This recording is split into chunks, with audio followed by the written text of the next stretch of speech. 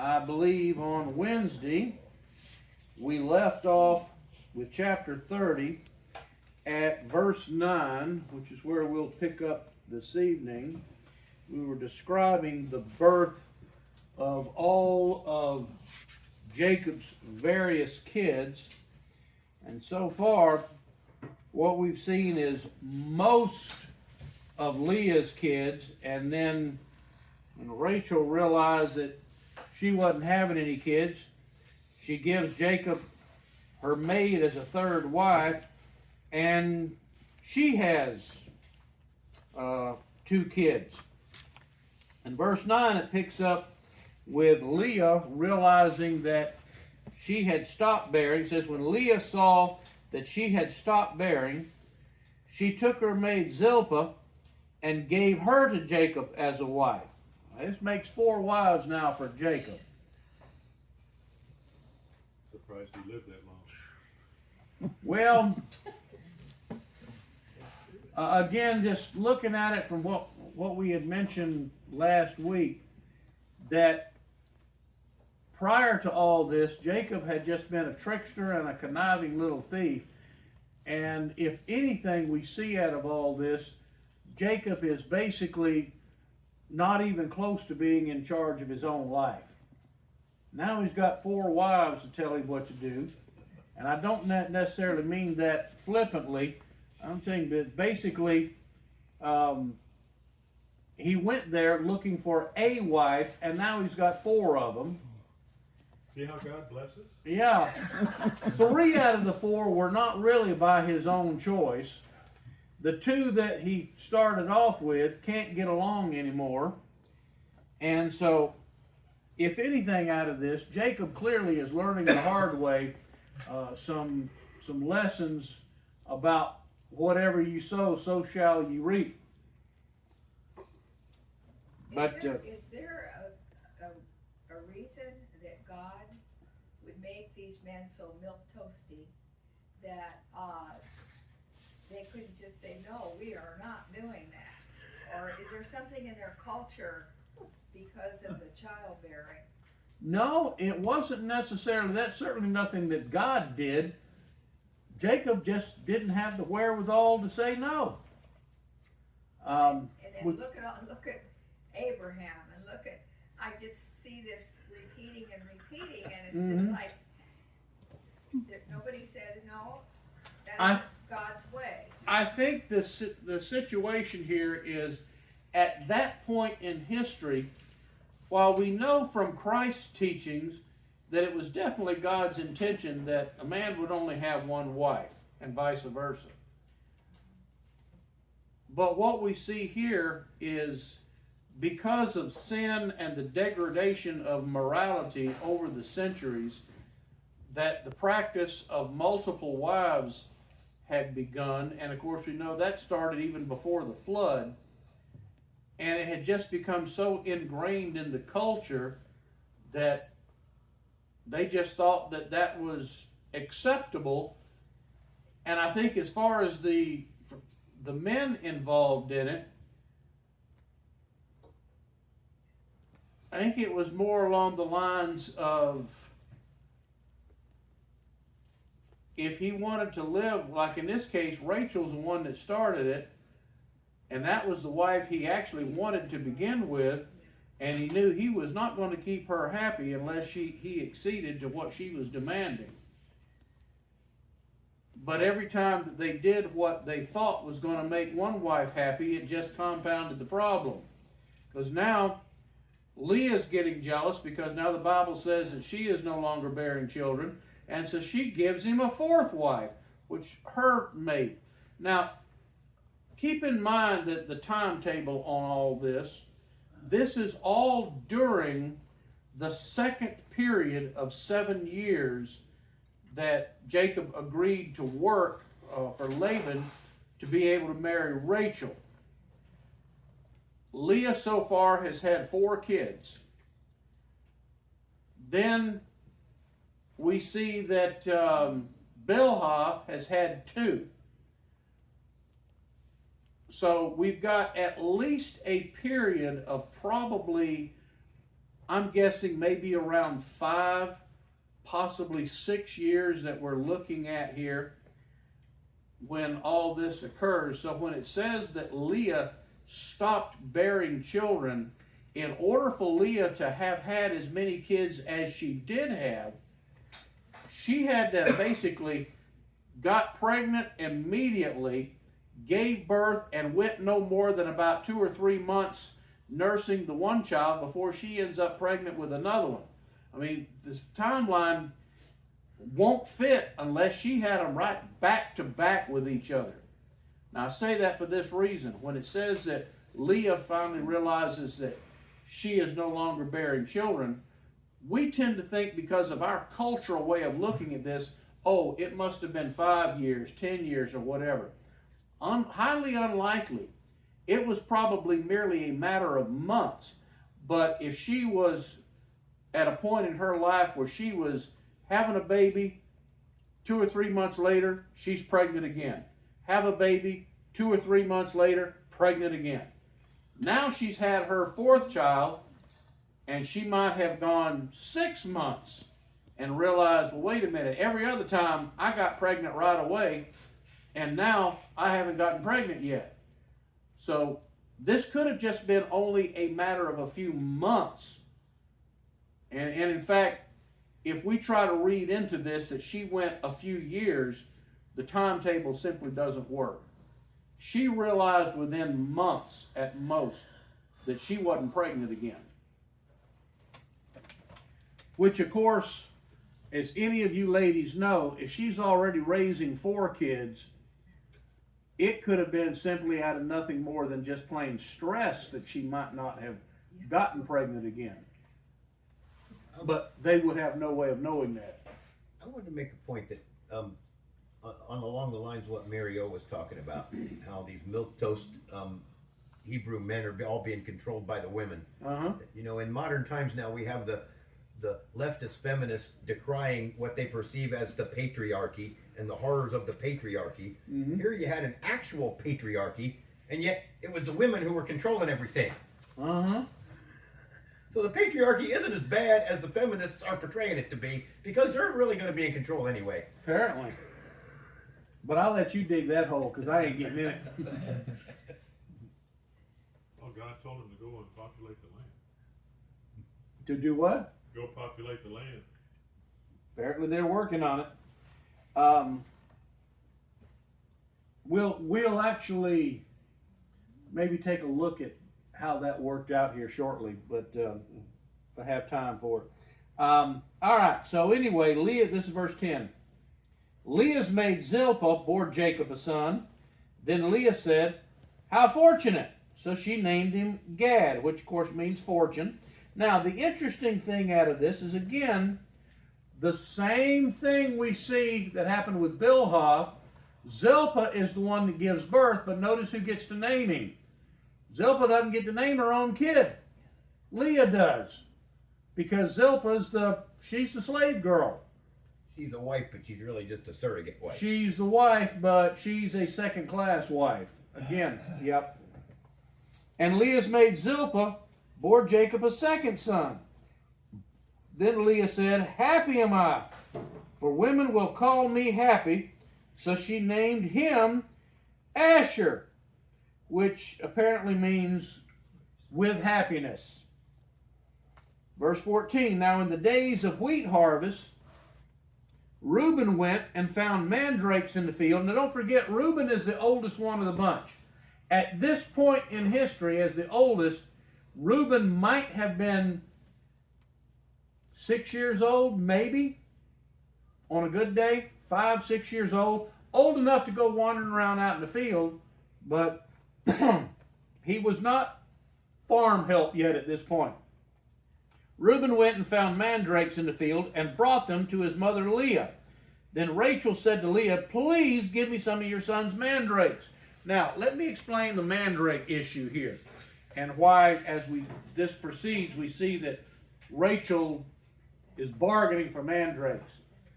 They thought, now I'm not really sure what a mandrake looks like because I've never had one, but I do know that it's a type of fruit. They thought mandrakes were aphrodisiacs. That if they ate of mandrakes, that it would help them get pregnant. Now, of course, we know that's just pure superstition, but that's what they thought. And in fact, we'll see as we continue on in this in the next chapter, we're going to see a lot of superstition that has infiltrated their culture. But that's part of what we're going with at this point is Rachel really thought that if she could eat mandrakes, that it would help her get pregnant. Don't ask me where that belief came from, but that's what they thought. He said, please give me some of your son's mandrakes. But she said to her, is it a small matter for you to take my husband? And would you take my son's mandrakes also? So what you see here is that Leah's still mad several years later, still mad with Rachel about the whole issue of the dual marriage between her. She's got it backwards. Rachel didn't take Leah's husband. Leah took Rachel's husband. I understand that, but that's what Leah's accusing her of. She's calling the pot calling the kettle black here. Yep. But for whatever reason, she's basically accusing Rachel of taking her husband and said, and now you're trying to take my passion fruit from me too. Her daddy was in that too, Meryl. Yeah. But see, here's why Leah sees this as a particular issue at this point. Leah figures, okay, I've had 4 kids now. For whatever reason, I'm not pregnant yet with number 5. Because remember what Leah's, until she had Judah, Leah kept thinking, the more kids I have, surely sooner or later, Jacob's finally going to love me. And she gives up that idea with number 4 and finally just says, let God be praised out of all this. But you can tell from this that this idea of, if I can just come up with another kid, that's still clearly in the back of her mind, because that's behind the argument here. Because now Rachel's wanting the passion fruit, and Leah's like, no, I need this because I hadn't gotten pregnant again yet. So she gets mad with Rachel over this and said, would you take my son's mandrakes also? So Rachel said, therefore, he may lie with you tonight in return for your son's mandrakes. So Rachel is bargaining with her sister as to who gets to sleep with Jacob that night. Can you imagine the conflict that went on in this household? Oh no, all sisters I know get along great. Especially when they're sharing a husband. Yeah. The next sentence kind of, Poor Jacob. Jacob headed for the field. Yeah. When Jacob came in from the field in the evening, then Leah went out to meet him and said, you must come in to me, for I have surely hired you with my son's mandrakes. So he lay with her that night. Can you imagine this? She comes in, Leah corners him before he even gets back to the tent or whatever it was they were living in, probably a tent, and says basically, I bought you for the evening. You're sleeping with me whether you want to or not. But all of this also tells me that Rachel was the one who Jacob regularly slept with. Because Rachel had to tell Leah, it's okay for him to go sleep with you. I'm not getting involved. So, yeah, Rachel was his favorite, and Leah was the cast aside, And there's probably some truth to that, because again, how would Rachel know that, because again, for those that have been taught that, he had to work 7 years for, how would you know that Rachel was barren unless he'd been sleeping with her? And here in this passage of scripture, Rachel's bargaining for who gets to sleep with him. If he had not yet been married to her and was still working for her, that bargain would have never come about. There would have been nothing to bargain for. So again, I'm not going to get into who's teaching what these days, but it does really just astound me at the number of people over the years that continue to teach that Jacob had to work for 7 more years before he could marry her. He worked 7 more years to buy her, as far as a bridal dowry, but they got married a week later. But anyway, back to passage. So he lay with her that night, and God gave heed to Leah, and she conceived and bore Jacob a fifth son. Wouldn't that feed her superstition? Wouldn't that what? Feed her superstition. She's Well- gonna think it was the mandrake that did it. No, not really, because you remember she gave the mandrakes to Rachel. Okay, she gave him away in order to be able to sleep with him. Uh-huh. Okay. Rachel's the one that's got the mandrakes now. Then Leah said, God has given me my wages. Notice that in her mind, this is all just a matter of, this is a business transaction. Runs in the family. What does this tell you about any I should say, modern concept of marriage here? This whole deal is like a business arrangement. Doesn't say that a man did not love his wife and that there was not some emotional attachment here, but at the base of all of this, they look at this as a business transaction. Not that Reagan had anything to do with it. What's that? Not that their dad had anything to do with it. Oh, no. Jeez. I can't help but wonder how much out of all of this that Laban isn't interfering in any of it. But You gotta wonder. yeah. So she conceived and bore Jacob a fifth son. Then Leah said, God has given me my wages, which the term for wages is sakar, because I gave my maid to my husband, so she named him Issachar. Now, sakar is the word for wages, and normally an I ending after the end of it would mean, if it was sakari, would literally say in Hebrew, my wages. For some reason, they put what normally would have been the suffix at the beginning and named him Issachar. So, Excuse me. I thought that Leah and Rachel were sisters. they are. Well, then why does she say I've given my maiden? Zilpah. If you backed up a few verses. So it was Zilpah, not. No. Zilpah has already had a couple of kids. And what Leah is saying here is because I gave my maid to Jacob and she had 2 kids, now God is now rewarding me for being faithful by giving me now another son number 5. And notice out of all this, Rachel still doesn't have any kids. So he's now up to 5, 6, 7, 8, 9 sons, and Rachel still hasn't gotten pregnant. Is this when tattooing was invented? When what? When tattooing is invented, to keep track of your kids, you have to. 1, 2, 2A. You never know. Can you imagine what would happen if they regularly had twins and triplets? All right, so she named him Issachar, and Leah conceived again and bore a 6th son to Jacob.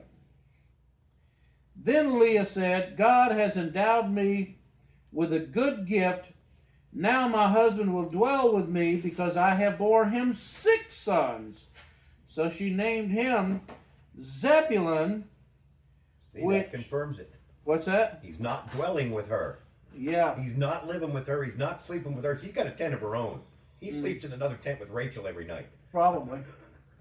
So now he's up to son number this is number 10.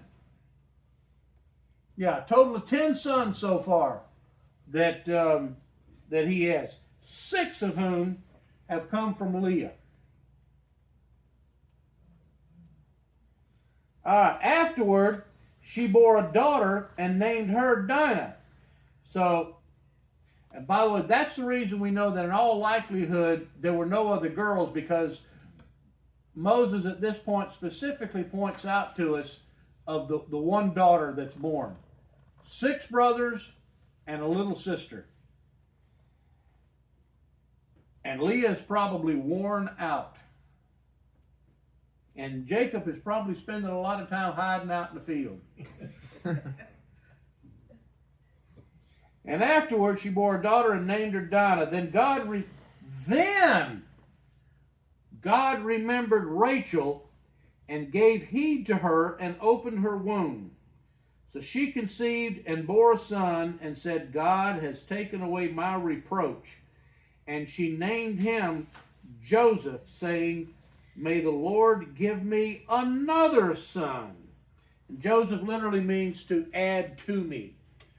So she's got one son and praying that God will let her have a second one. Now, to fast forward, she does in fact have one more son. Does anybody remember which one that was? Benjamin. But Benjamin is not born at this location. She doesn't get pregnant and give birth to Benjamin until after they return to Canaan. Benjamin is the only one of the 12 sons born in the promised land. The rest were all born in Haran. They were all born there in and around, Haran, yes. So the verse 22, God remembered, that's a figure of speech. True. God never forgot. God never forgot it. But it makes you wonder, though, why in God's timing he allowed all of the other boys, except Benjamin, to be born before Rachel ever even got pregnant. And then, of course, we know Rachel only had 2. And what else do we know about Rachel when she gave birth to Benjamin? She died. Yeah, she died in childbirth on that second one. So, all of this just to leave Jacob with a pile of kids, one daughter, and notice at this point, he's still working for Laban, just trying to work off the price he agreed for the 2 wives, and now he's walking away with 2 wives and 2 subwives and a pile of kids. You have to wonder at this point, if he's working off his dowry, what's he feeding all these kids with? Sheep, mutton.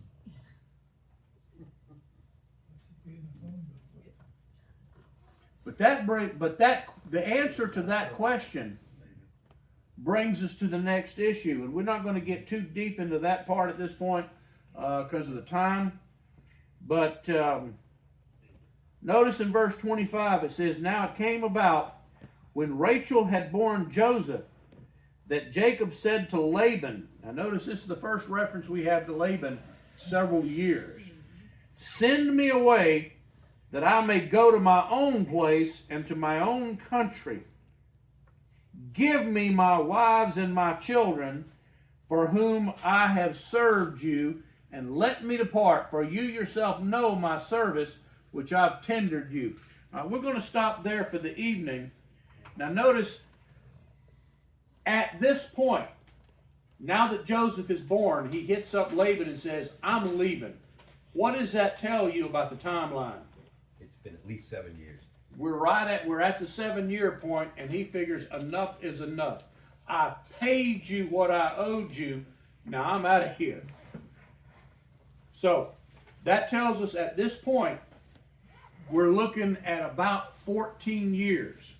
Now, how long did Jacob stay in Haran?